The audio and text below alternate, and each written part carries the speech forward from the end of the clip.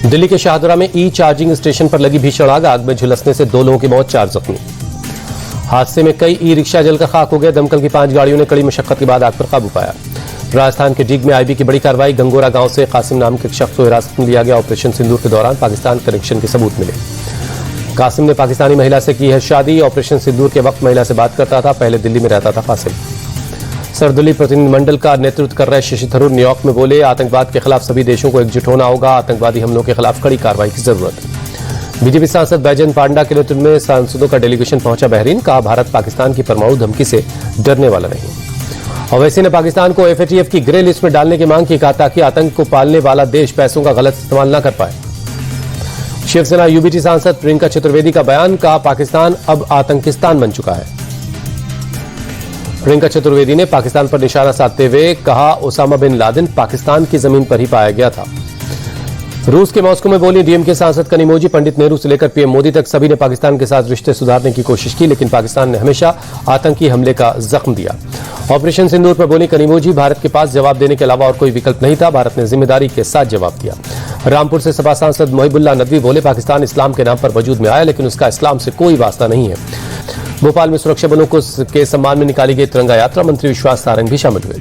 Japan को पीछे छोड़ दुनिया की चौथी सबसे बड़ी अर्थव्यवस्था बना भारत। नीति आयोग के सीईओ बीवीआर सुब्रमण्यम ने दी जानकारी। बोले, भारत की इकोनॉमी $4000 अरब हुई।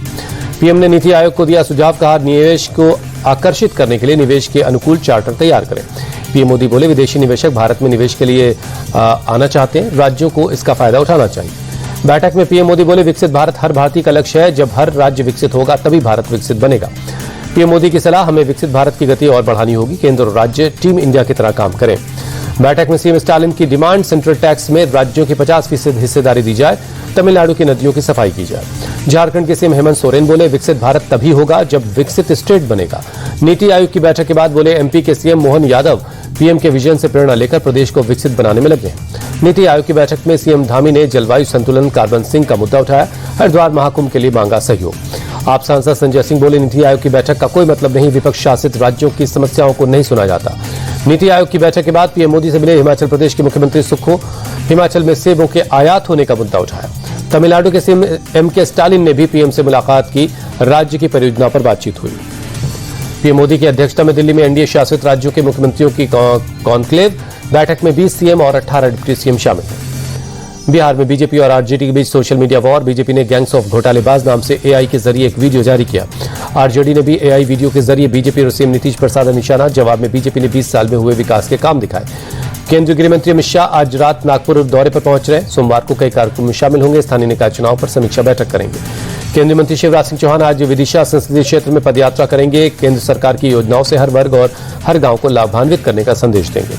सीजीआई गवाही से मिले महाराष्ट्र के सीएम देवेंद्र फडणवीस। महाराष्ट्र विधानसभा को संबोधित करने के लिए आमंत्रित किया। कोरोना के बढ़ते मामलों को लेकर केंद्र सरकार ने समीक्षा बैठक की। एडवाइजरी जारी हुई। अस्पतालों को बेड, ऑक्सीजन, एंटीबायोटिक्स और वैक्सीन सुनिश्चित करने के लिए कहा गया। हिमाचल के शिमला में बादल फटने से भारी तबाही। मलबे में ताश के पत्ते की तरह बह गई गाड़ियां। रेस्क्यू ऑपरेशन में जुटा प्रशासन। सड़क पर मलबा आने से यातायात ठप। नदी नालों का बढ़ा जलस्तर। लोगों को किया गया अलर्ट। मुंबई में भी बदला मौसम का मिजाज। शहर के कई हिस्सों में बारिश हुई। तापमान में आई गिरावट। दिल्ली में देर रात हुई बारिश के बाद कई इलाकों में सड़कों पर भरा पानी। दिल्ली कैंच इलाके में एक बस और कार पानी में डूबी दिखी। देर रात आए तेज तूफान और बारिश के बाद दिल्ली में कई जगहों पर पेड़ उखड़ गए। अकबर रोड पर 100 साल पुराना पेड़ गिरा। मूसलाधार बारिश के बाद दिल्ली के आईटीओ इलाके में पानी भर गया। यातायात प्रभावित हुआ। लोगों की बड़ी परेशानी। दिल्ली के नानकपुर अंडरपास में भी पानी भर गया। जल भराव की वजह से ट्रैफिक बाधित हुआ। लोग परेशान हैं। सड़कों पर जल जमाव से ट्रैफिक बुरी तरह से प्रभावित है। दिल्ली के धौलाकुआं इलाके में सुबह सुबह लगा दिखाई दिया लंबा ट्रैफिक जाम। देर रात हुई भारी बारिश के बाद दिल्ली एयरपोर्ट ने जारी की एडवाइजरी। का खराब मौसम के चलते कई उड़ानें प्रभावित हुई हैं। यात्री अपनी फ्लाइट्स का स्टेटस चेक करते रहे। बेंगलुरु शहर के कई इलाकों में बीती शाम हुई तेज बारिश। लोगों को बाहर निकलने में हुई परेशानी। दिल्ली में fit India Sunday on cycle अभियान। केंद्रीय मंत्री मनसुख मांडविया भी शामिल हुए। साइकिल चलाकर फिट रहने का संदेश दिया। केंद्रीय मंत्री धर्मेंद्र प्रधान ने संबलपुर चिड़ियाघर का दौरा किया। कहा, आने वाले वक्त में इसे और बेहतर बनाएंगे। पर्यटकों की संख्या बढ़ाना इसका एक हिस्सा है। आईपीएल में आज सुपर संडे मुकाबले। पहले मैच में गुजरात और चेन्नई की टक्कर। जीत के साथ टेबल टेपर रहना चाहेगी गुजरात की टीम। दोपहर 3:30 बजे शुरू होगा मैच। आईपीएल के दूसरे मुकाबले में कोलकाता और हैदराबाद की टक्कर। दोनों टीमों के बीच मैच सिर्फ औपचारिकता। आईपीएल के प्ले ऑफ की दौड़ से दोनों टीमें बाहर हो चुकी हैं।